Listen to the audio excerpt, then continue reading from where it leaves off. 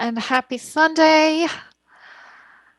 I welcome you to the Unitarian Universalist Congregation of Erie's online sanctuary. My name is Kristina Church, and I have the pleasure and the privilege of serving this wonderful community as its minister. Today, I'm coming at you from a different location than usual. Many of you know that I live in Buffalo, New York, and I'm normally serving and leading from my dining room table in our virtual sanctuary. But today, I'm coming to you from beautiful Lake George in the Adirondacks. I've been on retreat for the past week, and so I decided to take a little picture of some of the surrounding area and share it with you as my virtual background. So this is the Silver Bay Retreat Center in Lake George. What a treat it is to travel. What a privilege it is to travel.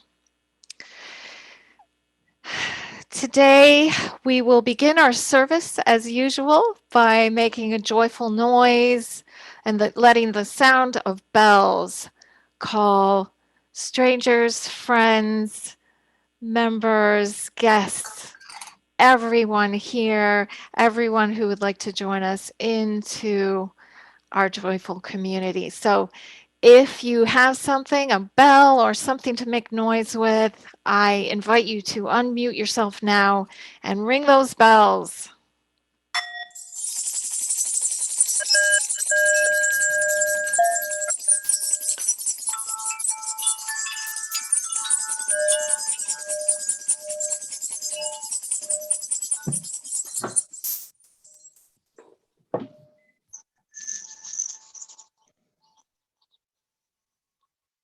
Thank you.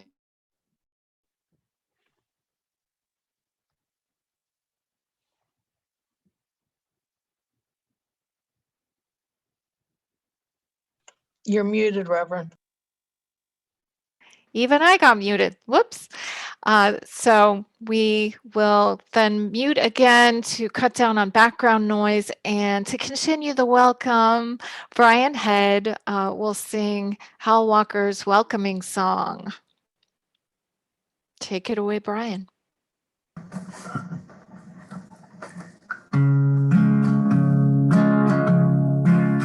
Whoever you are, we welcome you. Wherever you come from, we welcome you. Whomever you love, we welcome you. Whoever you are, we welcome you. Wherever you come from, we welcome you.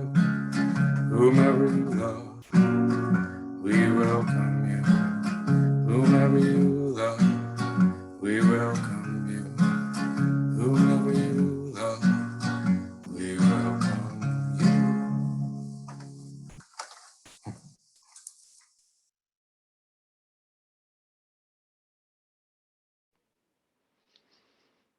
Thank you, Brian.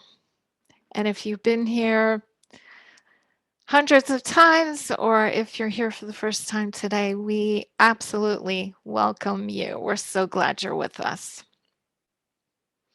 Our opening words this morning are from the Reverend Jason Cook,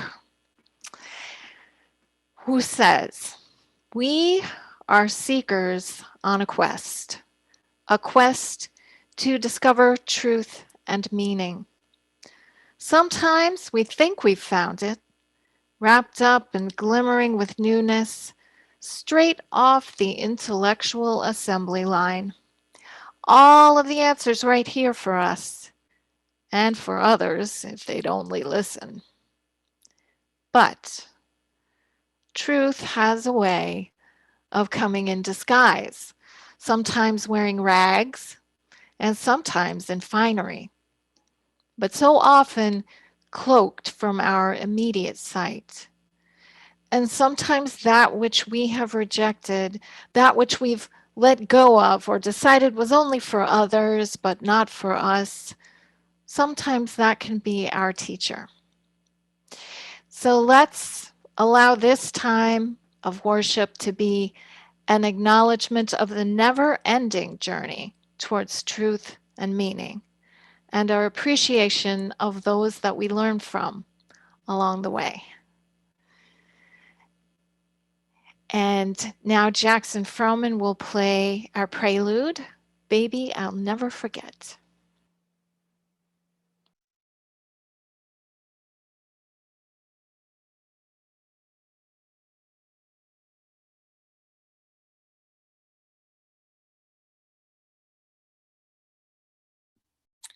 We're not getting audio with this. Clyde, did you check the box to play the audio for the videos?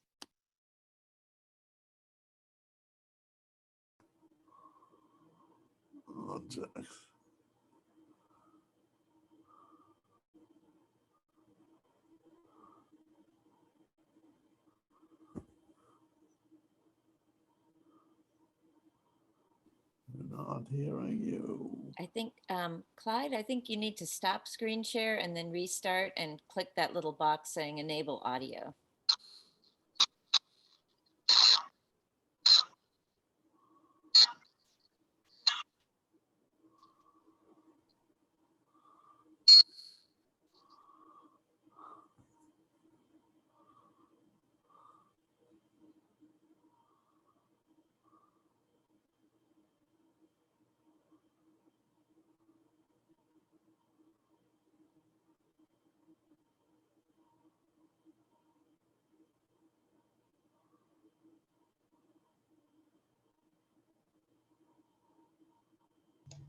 I have made Jackson a co-host. He could possibly show these Yeah, I slides think himself. that's a possibility. Jackson could simply play it himself.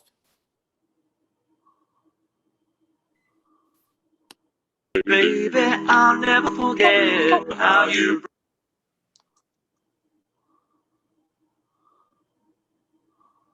brought me out. Well, no,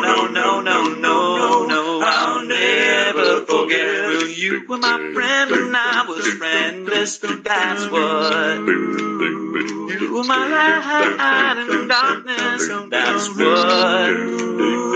Well, you lifted my heavy burdens. That's what. Yeah.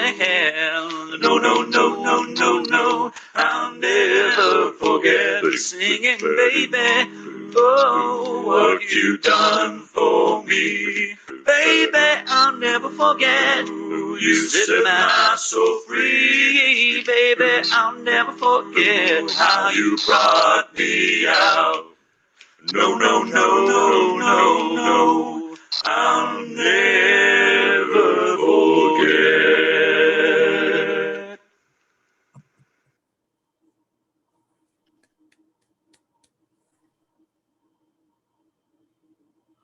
Well, that was worth the wait. Thank you so much, Jackson. Love it. So if you have a chalice with you, or if you have a candle that you'd like to light, I invite you to do that along with me. I have my little travel chalice here, and I'll be clicking on my candle as I say these words that were compiled by an anonymous worship leader. And it's made up of several different familiar readings, so you may hear some familiar words in here. Our different paths come together in this holy moment, lit by the chalice flame.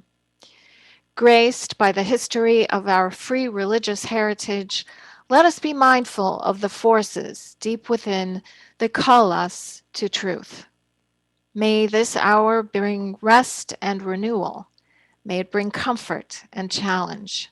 May we be reminded here of our highest aspirations and inspired to bring our gifts of love and service to the altar of humanity. May we know, once again, that we are not isolated beings, but that we are connected in mystery and in wonder to each other, to this community, and to the universe.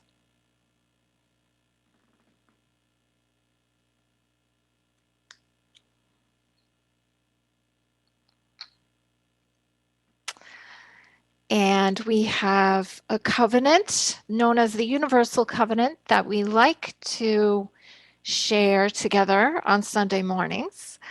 Is there a young person or a person who feels young at heart this morning who would like to lead us in this Universal Covenant in the words and the gestures?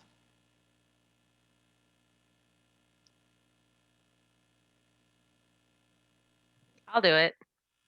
Thank you, Beth. All right. We are Unitarian Universalists, a people of open minds, loving hearts, and welcoming hands. We care for the earth and each other. Thank you, Beth. And we also have a covenant that is specific to this congregation. It is known as the 1898 Bond of Union. And I will say the words. They are also on your screen, and I invite you to say them along with me.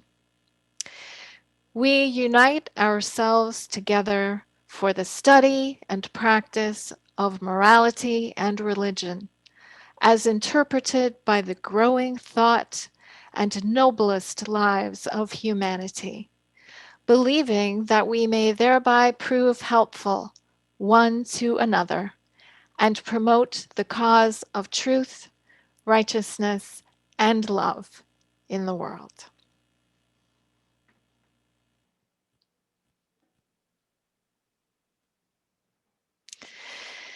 We have a very special treat this morning for you. We have someone who is here to tell us about some social justice initiatives that are happening in Erie. We've been presenting to you each week in May more information about justice work in our local community and in our state, things that UUs are active and working towards. So today I want to welcome Eric Brown, and he'll be telling you a little bit more about his projects. Eric is a member of the Party for Socialism and Liberation, and he's been organizing rallies, mutual aid networks, and advocacy campaigns for over a year now. With the politically motivated arrests by the police last summer, he wanted to create an organization to struggle against the prison industrial complex in Erie. And Eric has been looking for people in Erie County to help with the establishment and operation of the Erie Bail Fund. And through one of our members, Linda Graff's work, Eric and his group have been invited to share this today with the UUCE Community Anti-Mass Incarceration Team, who've been studying the impact of cash bail on those who can't afford to pay. So Eric is here to tell us some more about that and in some ways that you can get involved too. So thank you for being here, Eric. And thanks, Kristina. Yeah, so I'm Eric with the Erie Bail Fund, and primarily the function of the Bail Fund is to provide aid to those held Erie County Prison simply because they can't pay. Most people, especially in the last couple of decades, are incarcerated simply because they can't afford to post bail. And it's also been a practice to increase bail across the country arbitrarily. So we kind of understand bail to be a poverty tax because most people who are affected by bail amounts are, affected because they can't pay. They live in certain demographic areas that are impoverished or belong to certain racial demographics that are also subject to monetary inequality for a slew of reasons. But the bail fund is more than just that, because we don't want to be subsidizing bail for the prison industrial complex. It's more of a vessel to move along struggles to end cash bail entirely. It is a very discriminatory process that we like to see cease over the country, and pretrial detention, as well as a practice. This past week, we were working with a gentleman to get him released, and he had been incarcerated in the Erie County Prison for over a year before being sentenced. Over a year without being sentenced. And we think this project is especially important here in Erie because it has been, I mean, Philadelphia and Pittsburgh, they get a lot of attention and resources in regards to investigating these sorts of things. But Erie and a lot of rural counties go overlooked. And because of that, sometimes the people working in the sort of positions of power in the court system are able to kind of have their own attitude about the way things are, whether or not those are legal. And these are things that we're overturning as we work with people in Warren County and Crawford and Mercer and Forest and all. Like it's pretty sad, but we're glad to be, you know, uncovering these things. And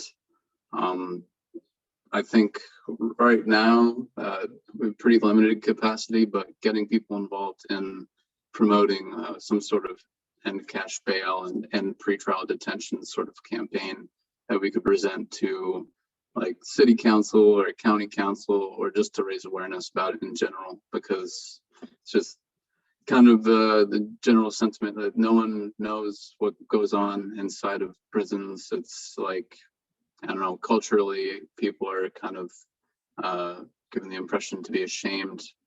So once they're out, people tend not to talk about it. And in order to alleviate these issues, we need to make people feel comfortable. And oftentimes, there's another case too in Westmoreland County where a woman is being charged with murder for defending herself against her abuser.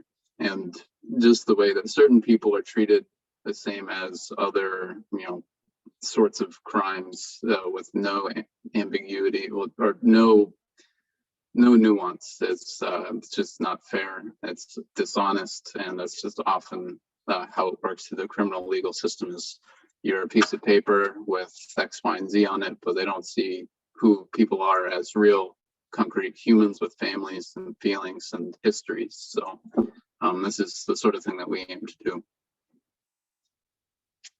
And I hope that's not too much. Glad to answer questions whenever. Yeah, that's fabulous, Eric. Thank you so much. And I'm sure that there are some of us, I know once I get to Erie, I'll be wanting to be a part of this project. And I'm sure that some of our members will as well. So thank you for Absolutely. sharing your expertise and sharing this opportunity with us, and for being here today. Yeah. And just real quick, I got to pop off because I got to run. Again, thank you so much for letting me speak. Kelly, we have a listserv. We're not large enough for a website, but any questions, I'm just gonna volunteer Mary to take questions for me, and then she can shoot them my way, if that's okay. That sounds great. We're so glad for the time that you had to give us today. So thank you so much, Eric. Awesome, thank you. Have a great rest of your Sunday. Take care all.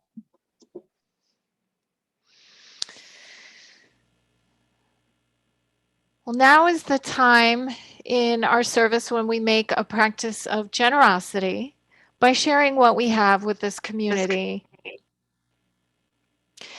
And we have another treat while we do that. Jackson has made another one of his fabulous videos, and I bet we can get it going a little faster this time. And it is called Mellow Mood.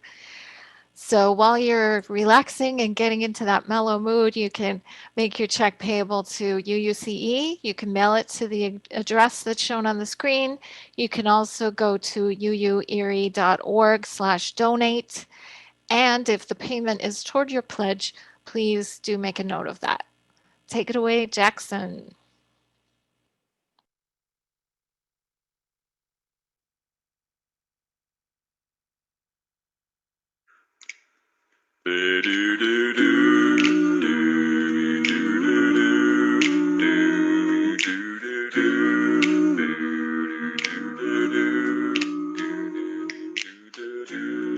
I'll play your favorite song, darling.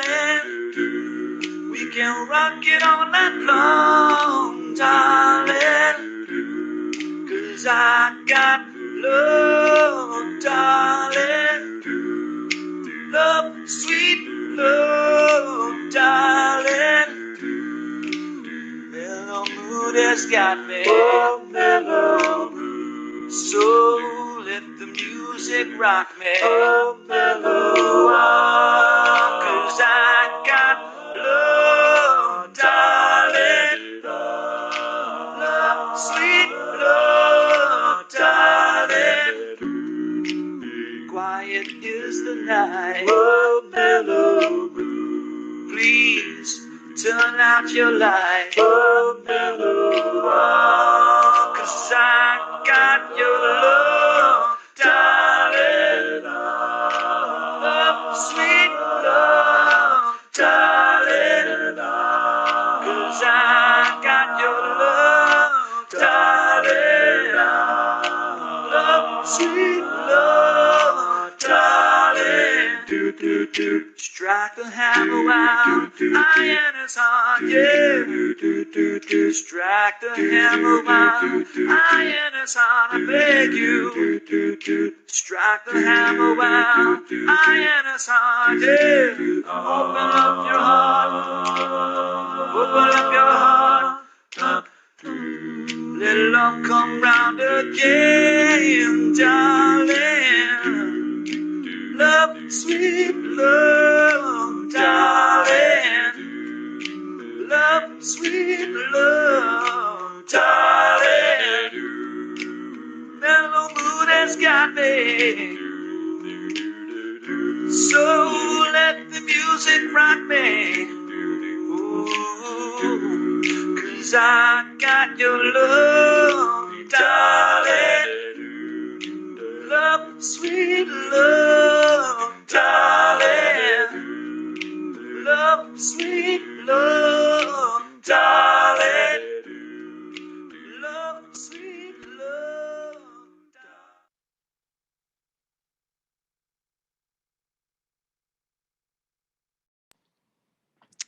How wonderful. Thank you, Jackson. Thank you for your creativity that you share with this community. And thanks to all who share with this community their time, their talents, their gifts, their love, their caring, their connection. You are appreciated.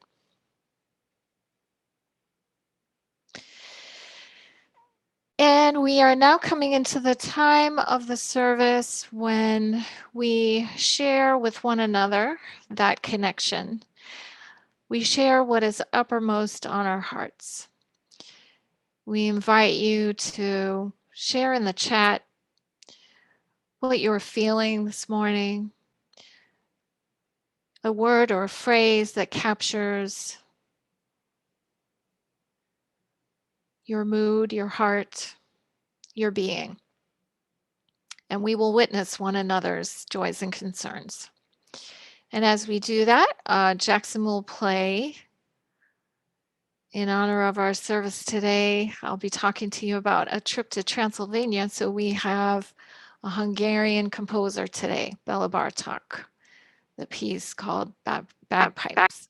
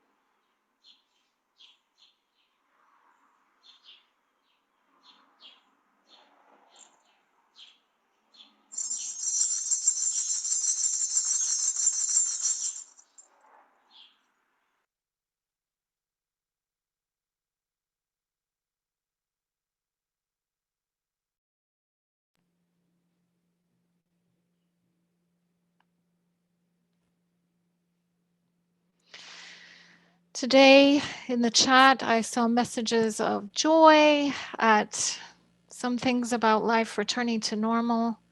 Also sadness about those whose lives are encumbered with suffering, and also fears and anxieties about how the next period of time will unfold in our world. We hold all of these, and all that is in the silence of our hearts, too tender to share right now. We hold it in love.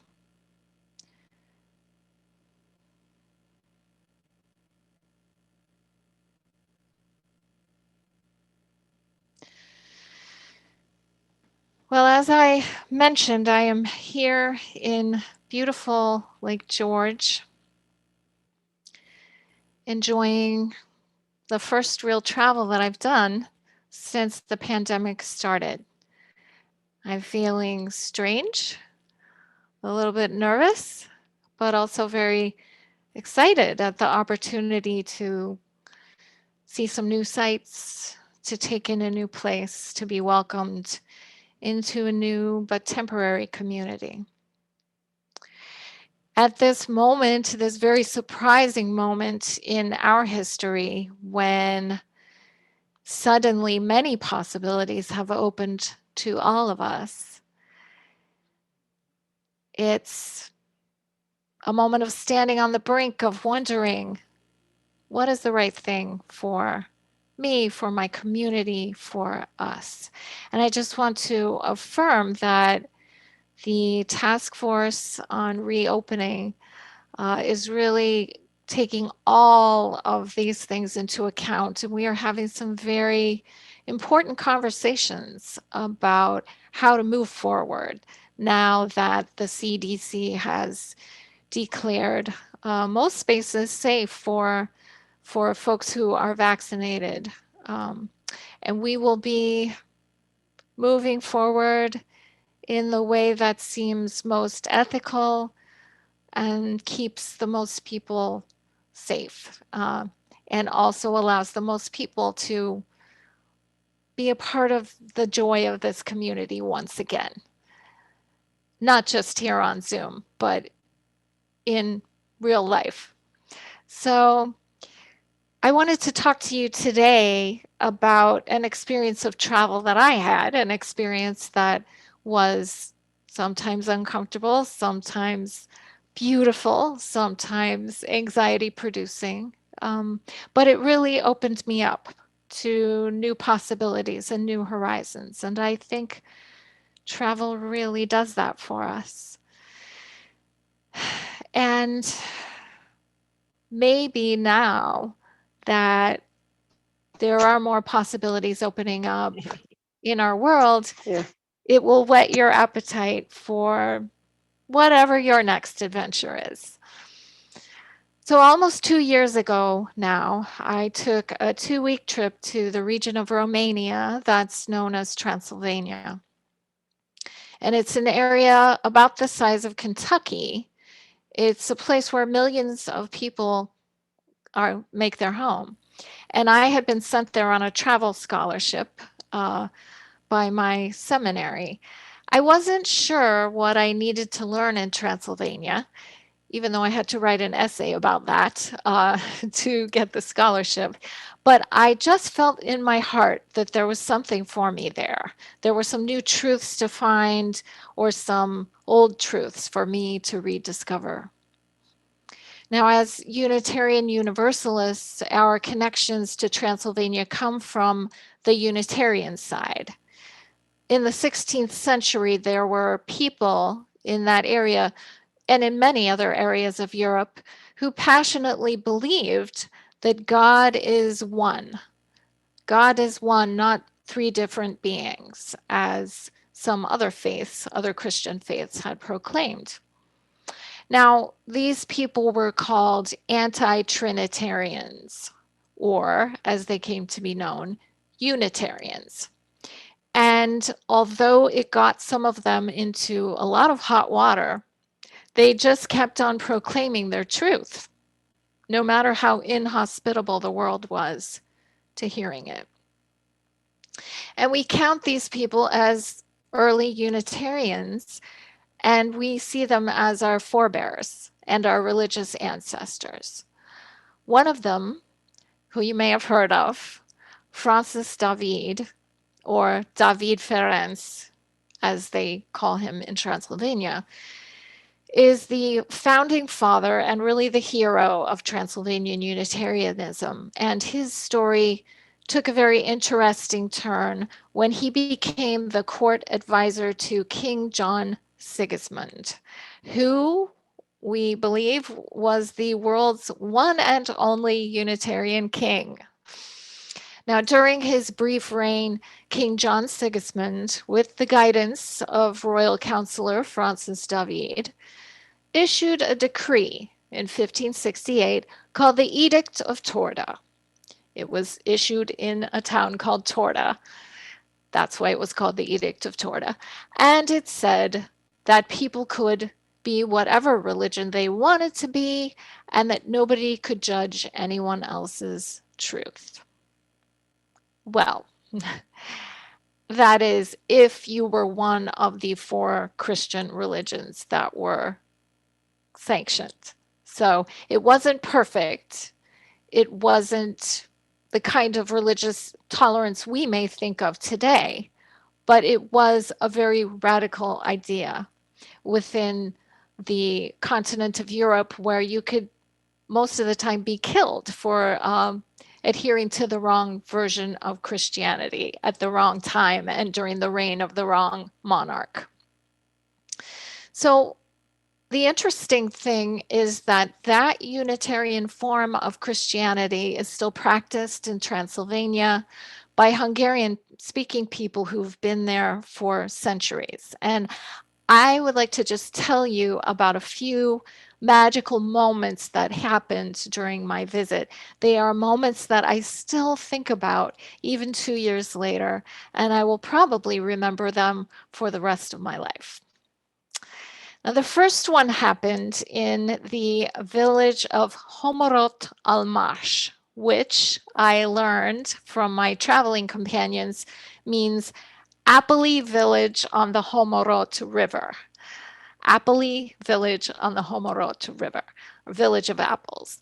Homorot Almash was the site of that year's Arts Festival, which was a summer conference for Unitarian youth.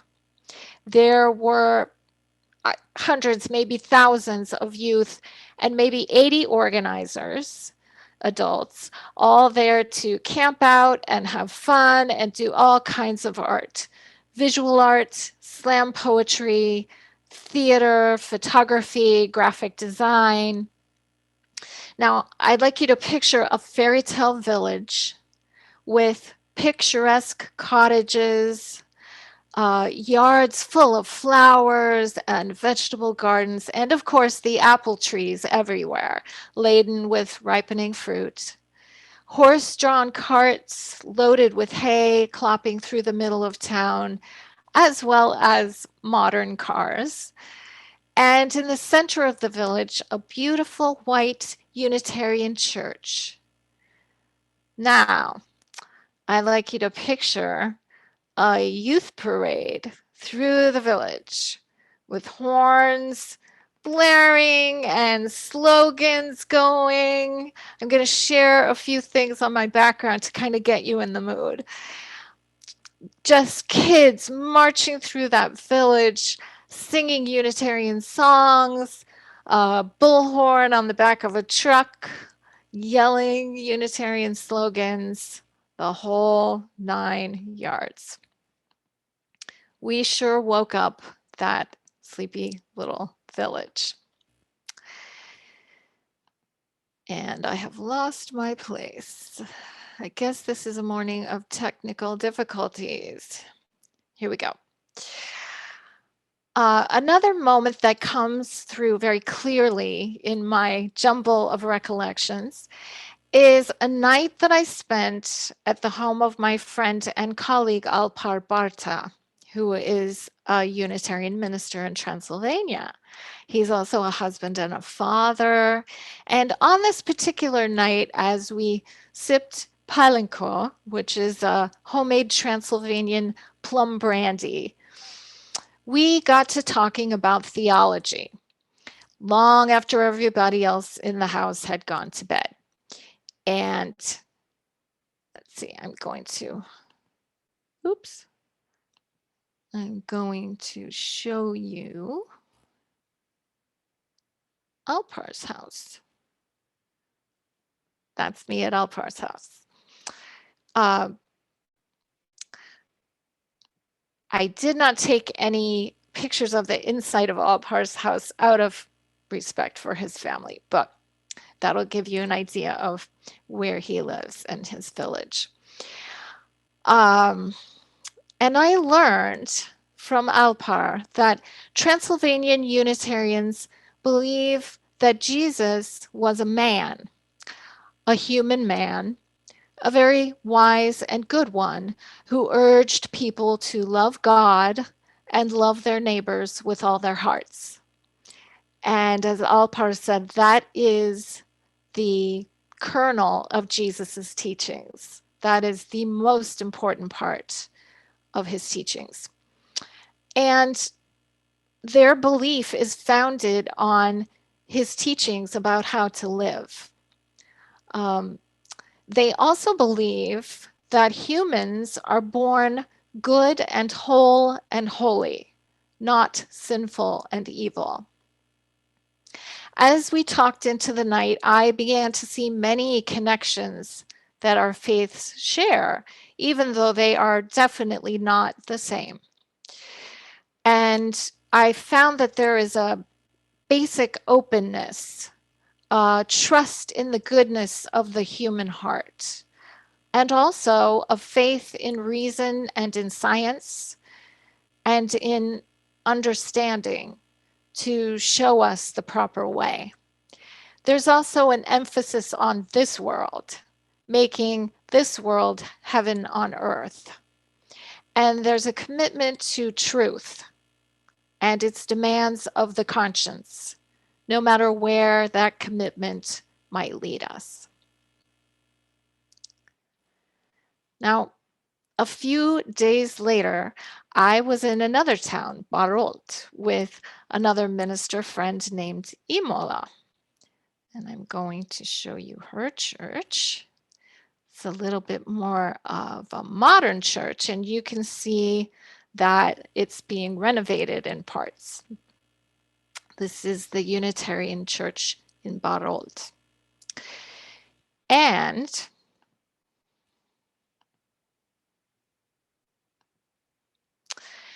her congregation, the one that attended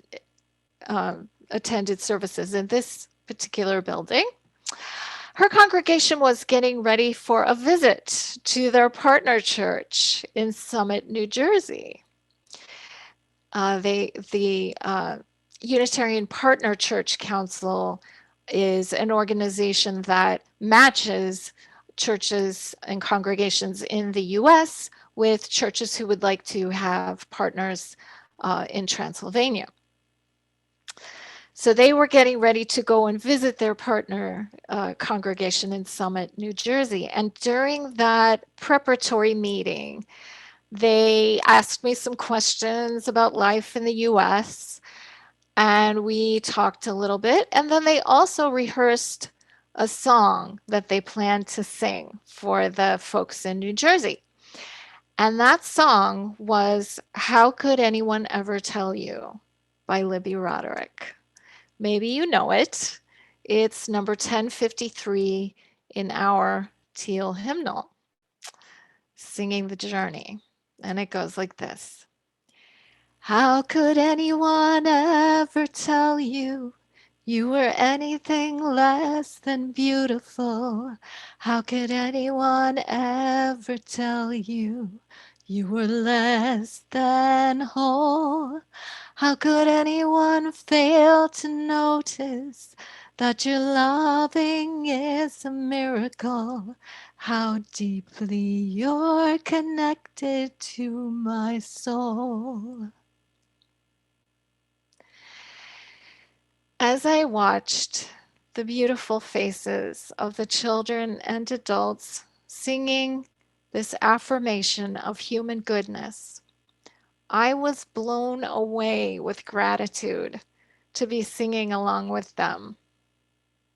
Now, some of them didn't speak English all that well, but all of them could. I certainly didn't speak Hungarian at all, so we had a hard time communicating. But through the universal language of music, we communed, and it was wonderful. It was a wonderful experience. I don't know if the singers and the guitar players noticed the tears in my eyes while I was singing with them, but I will never forget that moment of musical communion with these strangers and yet siblings in faith, half a world away from home.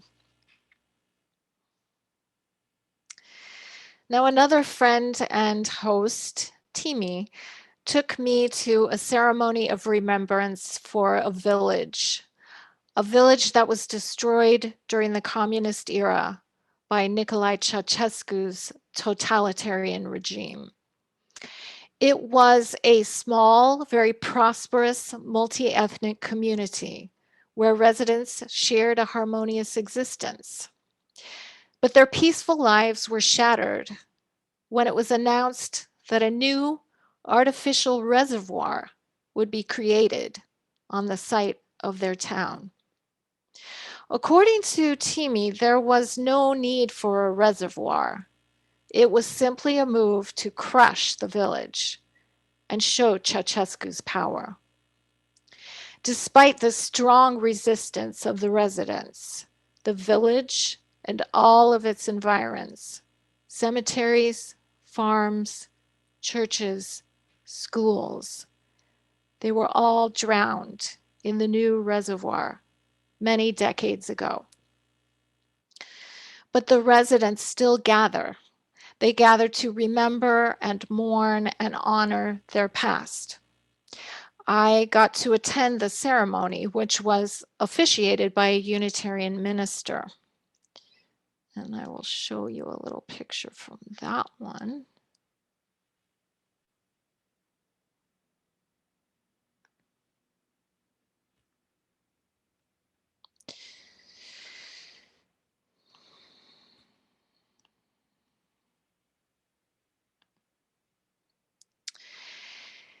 Now, a small representation of the village was laid out as a walking path in the exact configuration of the actual village.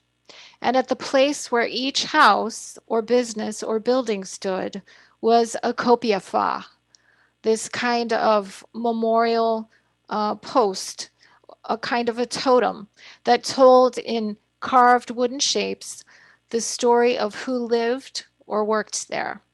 So each one of these shapes that you see on the carving has a meaning if you know how to read the story of the kopiafa. So it will tell you the profession of the person, the family members, and other details about their life. People would solemnly walk through this representational village and place flowers or other mementos at meaningful sites. Afterwards, Timi took me to the reservoir that had been created and drowned the village. It was ringed with new vacation homes. As I stood on the bluff above the lake, I thought about all the ways that we try to erase dangerous memories, the ways that we try to wipe clean the slate of history.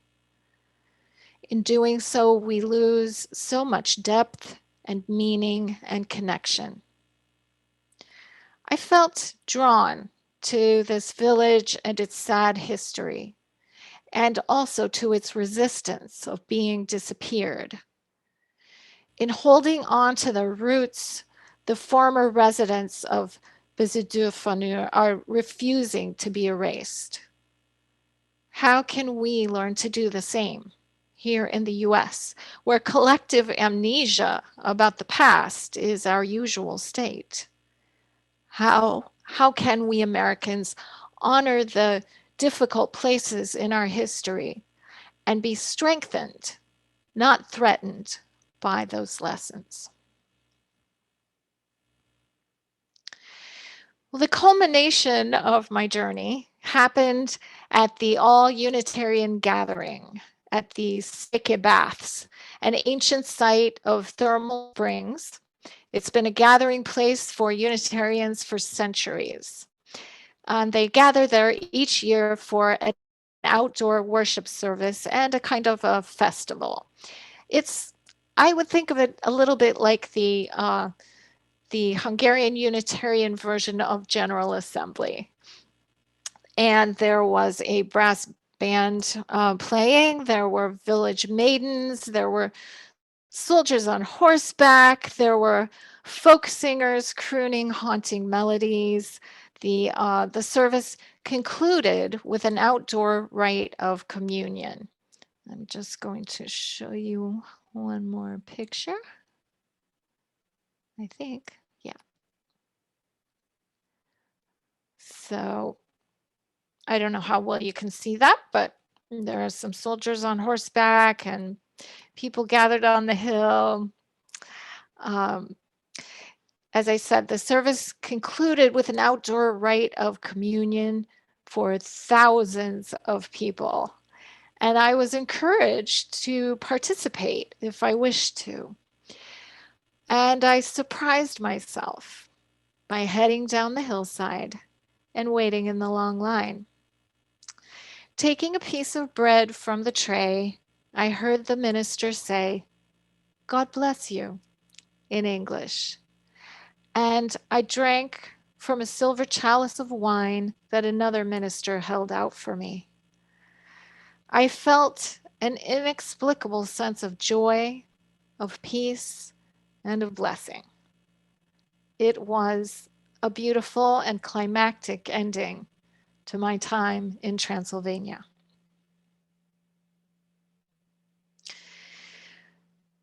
Well, now I'm back home in the United States, and even 2 years later, I'm still sorting through all of these new experiences and reflecting on them. But I do know this: we are deeply, deeply connected to our siblings in Transylvania. Their tradition is very different than ours, but there are so many threads of connection, resonance, and harmony.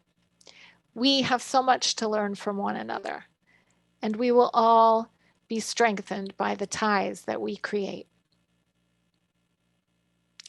To truly flourish as humans, we really need to find our roots, but we also need to explore new ideas and people and places. Both kinds of truth can feed our souls. Most of us lean a little bit in one direction or another. I've always been pretty good with novelty and adventure, but less comfortable with tradition and history. I had hoped that my trip to Transylvania would help me to really get to know the roots of our faith so that my ministry can rest on that firm foundation. And I found that the trip fed my appreciation for memory and tradition and for honoring the past. And I want to ask you now, especially after this pandemic that we've all been through, how is the balance in your life on this precipice of more freedom, more exploration? What are the truths that you need to explore? Are they new truths to be gained from adventure and travel, or are they abiding truths based in your own tradition, your own history? What do you need to seek more of in your life in order to have a firm foundation, but to keep growing, keep learning? I hope that whatever your heart tells you you need, you'll find a way to safely follow its instructions in the way that feels right for you. I know that this is a confusing time in our history, but fortunately, we have so many examples in our tradition of this time of tolerance for differences. And we have a principle that affirms acceptance of one another. So I hope as we go forward, we will remember those truths. We'll find a way to keep one another safe, to be true to our principles, to accept one another, and to follow science and reason. As you contemplate the new horizons that are opening to us in our new future, I wish you exciting journeys. I wish you new learnings, and always the truths that you hear in the silence of your heart.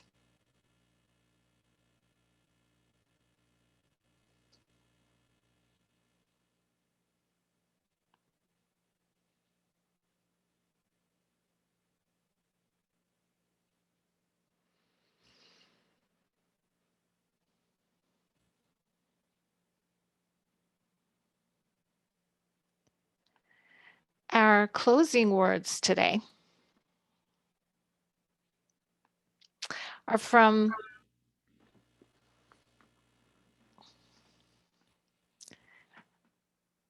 Mark Mosher DeWolf.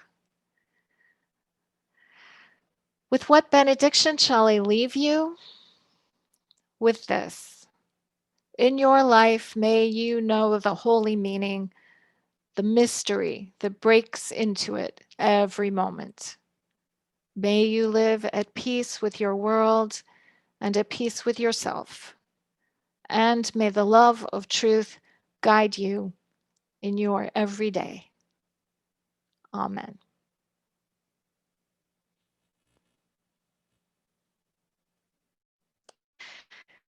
Now we'll extinguish our chalice.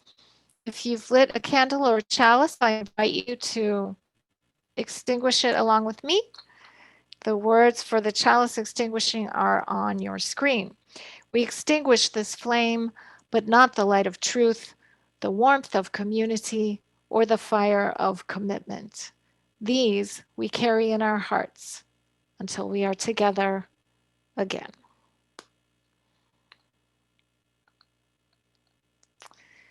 Now we have some more Jackson magic to play us out to conclude our service and our time together in sacred community. This service will be followed, though, by coffee hour, and we invite you to stay after taking a brief break.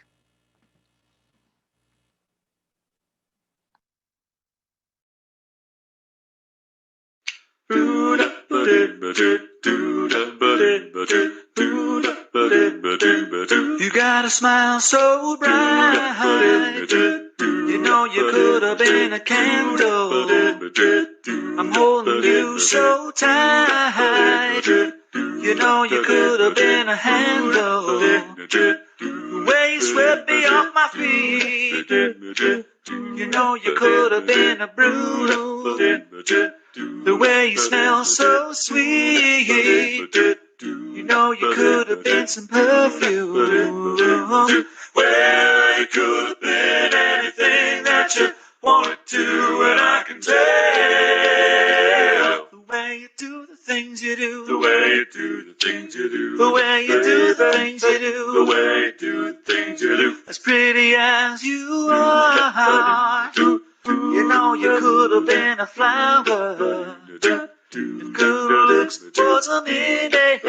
You know that you could be an hour. The way you stole my heart. You know you could have been a cool crowd.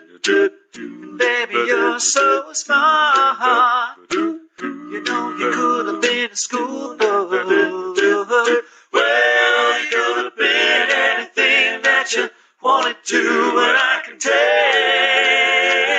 the way you do the things you do, the way you do the things you do, the way you do the things you do, the way you do the things you do.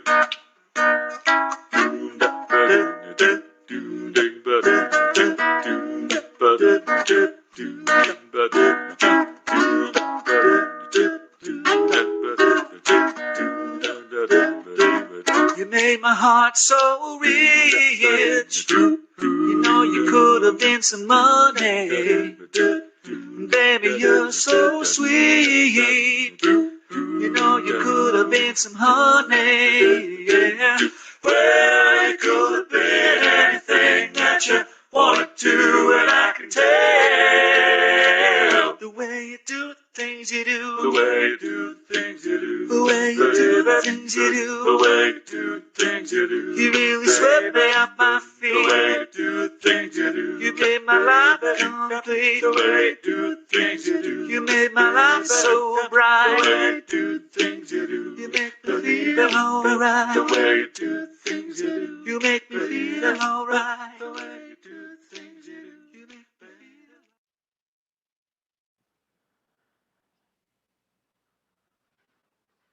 Thank you, Jackson, for all the beautiful. And an encore. Thank you, Jackson, for all the beautiful music you brought into the service today. How wonderful. And thanks, Brian and Kelly, too, for making the service so special today. And thanks to all who helped out.